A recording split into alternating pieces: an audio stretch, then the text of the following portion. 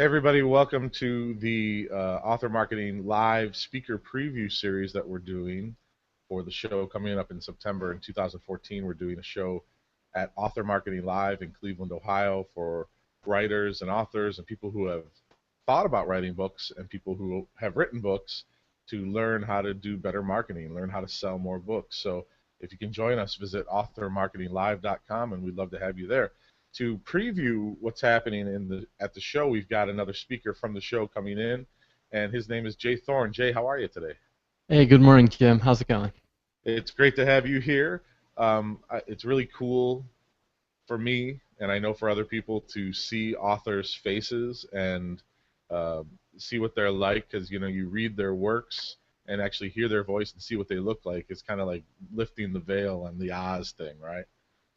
Yeah, I think it's a nice way for people to connect with authors. And your photo, your photo on your author bio on Amazon is just so dark and demeaning. Now look at you, got this nice smiling, good-looking guy here, so it's a little bit different.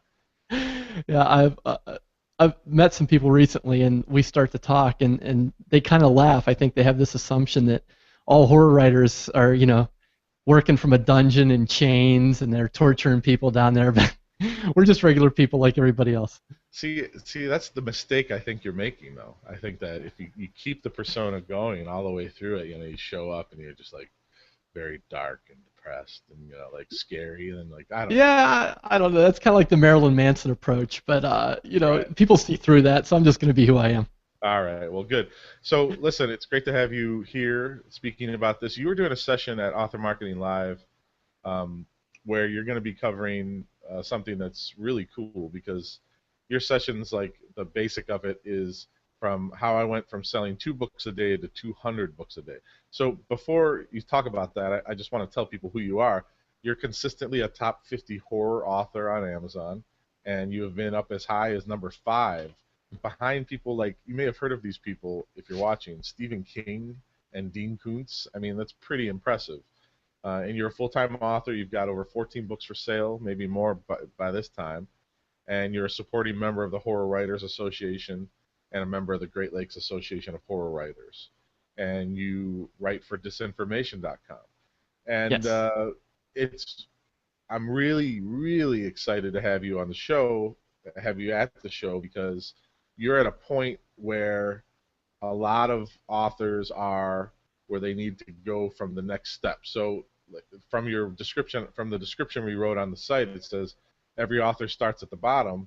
Do you want the fast track to the top? Jay Thorn will detail his rise to success in a step-by-step plan that will teach you what works and what mistakes to avoid. So let's talk a little bit about that, because that's really what there's a lot of writers who are at that point where you were and who need to get to where you were. So let's talk a little bit about what you're going to talk about at the show. Yeah, I'd love to. I think it's important to state that and I'll share some of these sales statistics and other stories at AMC Live, but in 2011, I think I sold 8 books total. Wow. So I think it's important for people to realize, for authors to realize that you have to start somewhere, and it starts with those first couple of sales. And there isn't a magic button that automatically just you push and your books just start selling by the hundreds. However, there are really some evergreen strategies that you can use that I'm going to share with you that worked for me. There's no guarantee they'll work for anyone else, and I think you'll hear a lot of authors talk about that there's no one right way to publish, that everyone finds their own path. However, there are a lot of mistakes that I made along the way that if I can share those mistakes with other people, they'll be one step ahead. Yeah, I mean, let's talk a little bit about that feeling that you had when you Mhm. had a bunch of books published and you're only selling a handful of them a day. At any point did you say, "Boy, I just might want to give up"? And what did you do at that point to just plod through it and just continue to get the success where you are today? Uh, I I have that feeling all the time, Yeah. Jim. I think no matter how successful you are, how many books you sell, there's that inner voice, that inner doubt that we all have to fight that says, "Why am I doing this? If I could only sell like such and such, I would be a success." And you keep chasing that. And I don't. Part of that is healthy, and part of it isn't. I think there's a desire to succeed that that authors have, that they want their books to sell, they want to reach people, but it's hard, and it's that feeling of, wow, I spent all this time and all this money and all this sweat that I've put into this book, and I release it into the world, and it's crickets.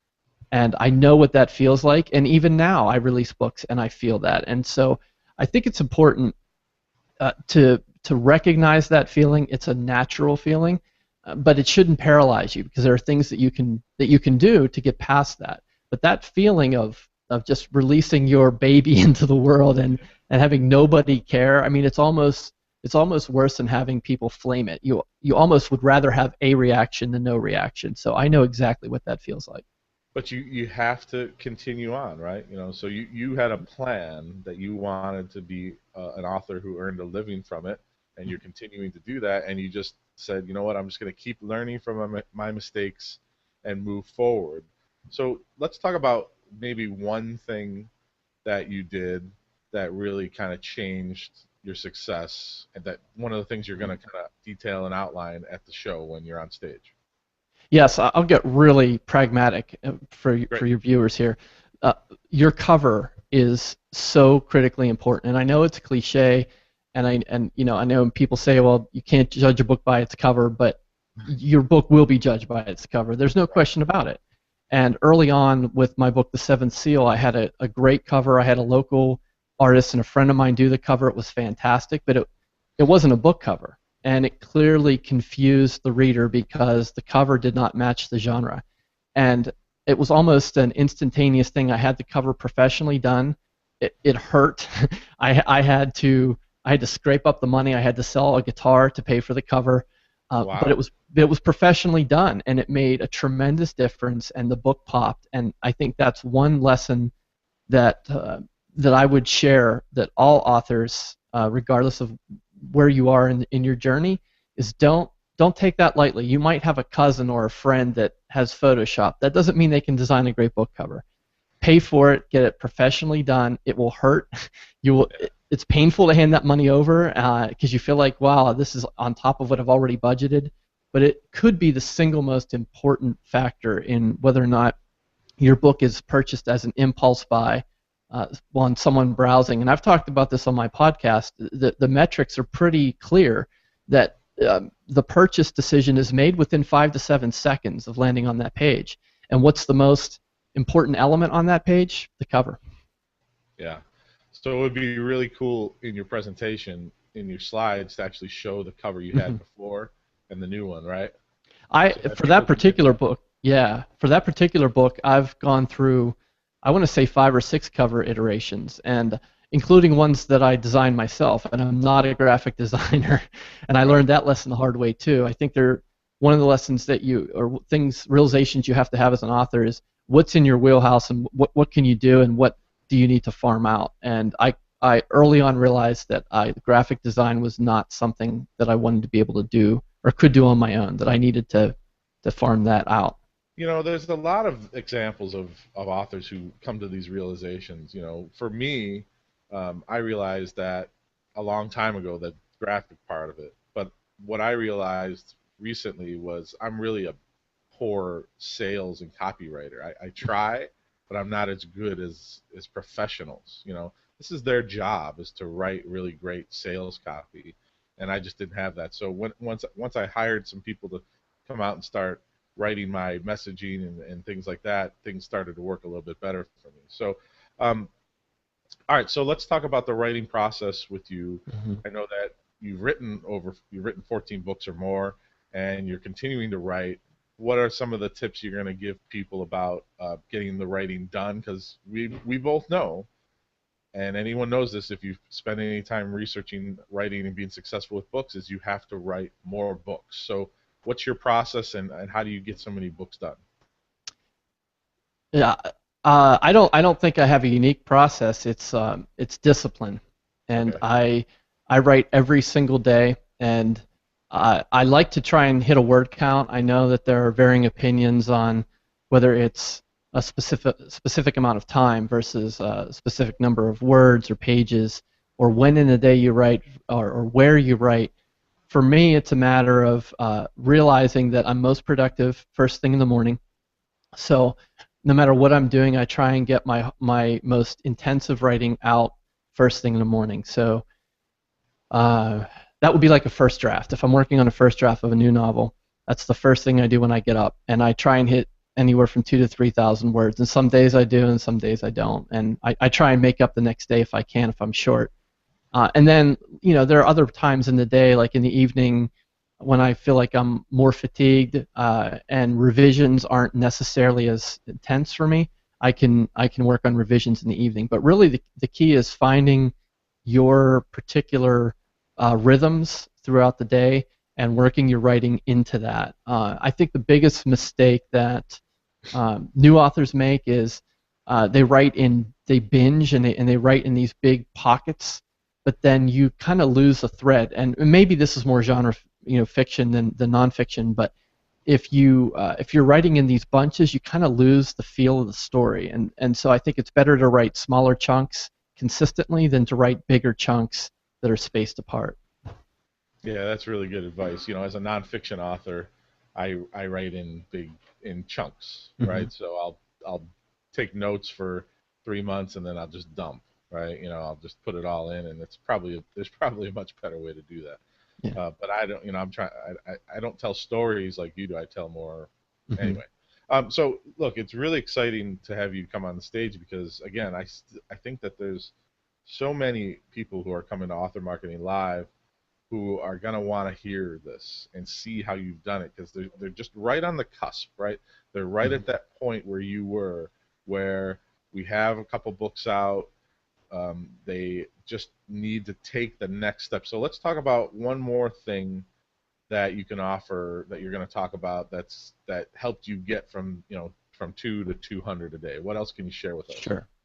Well, the first couple of things we just talked about are not necessarily unique to me. You'll find that advice all over the internet. I think one of the unique perspectives that I have that I'm going to bring to AMC Live is this idea of reaching out and offering to help or work with other writers who are sort of in your genre, but without an expectation of return or reciprocity.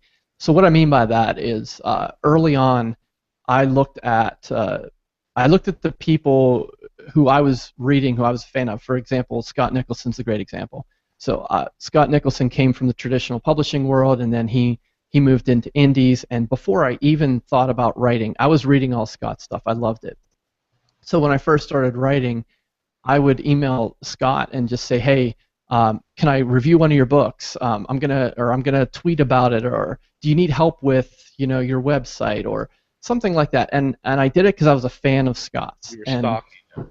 yeah, exactly. I was creeping him out, but really, I did it without reciprocity. And Scott's a great guy, and since then we've developed a professional relationship, and we're in box sets together, and now now we have a professional relationship. And there are other authors who I did that, and they never responded, and that's fine because I wasn't expecting it. But the point that I'm making is, and one of the things that I will share at the workshop are these strategies, ways of reaching out that are authentic, meaningful, and will ultimately most likely help you, because what you're trying to do is you're trying to build a community, you're trying to build a network. And it's not a sexy piece of advice, it's not glitzy, it's not like boosting a Facebook post, because it requires work without an expectation of return.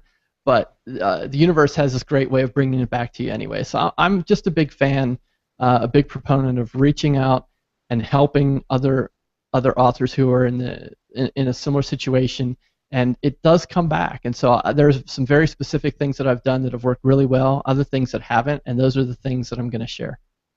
Yeah, and you also are doing some really smart stuff. Like you have a podcast, like you were just talking about reaching out in your genre Mhm. and connecting with other authors and trying to build relationships and do box sets together and bundle books events together.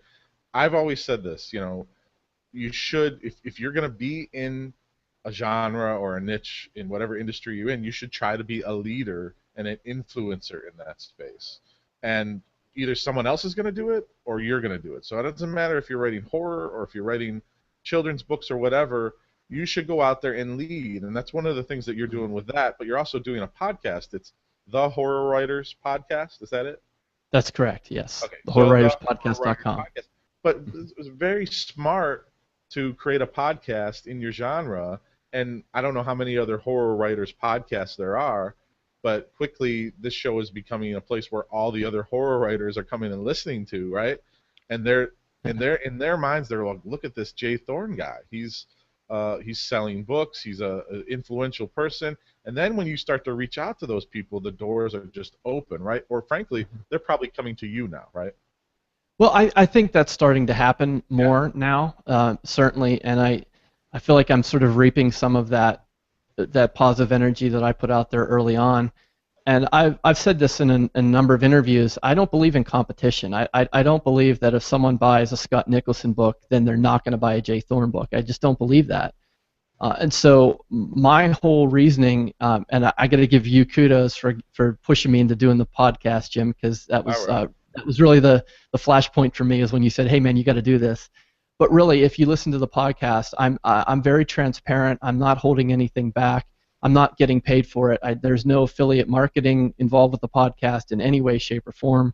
I'm paying for the hosting out of my own pocket. But I'm doing it because I don't believe in competition. I believe that we're all in this together, and that readers have an insatiable appetite, and they don't just read one author. If you're a fan of Stephen King, you probably have other authors who are in the same genre that you read as well. So I just don't believe in that, and so I do my best to bring everyone else along with me if I can.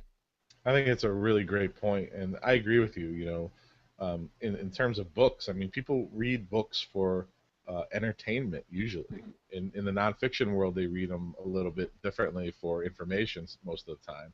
But in the fiction world, people want stories. It's, you know, if they enjoy reading one book, they might go out and read another one. So I think that's a really great point.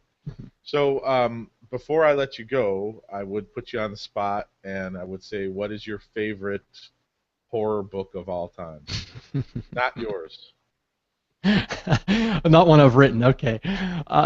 I've said this in forums. I don't know if it's my absolute favorite, but Pet Sematary has a special place in my heart because that was the first true horror book that I read when I was probably a preteen. I may have been, I don't know, 10 or 11 years old when I read that book. And when you're 10 or 11, pets are such a big part of your life. And I remember reading that book, and it was the first time that I was scared of the dark from a word on a printed page. It wasn't a television show. It wasn't a haunted house at Halloween. It was a book.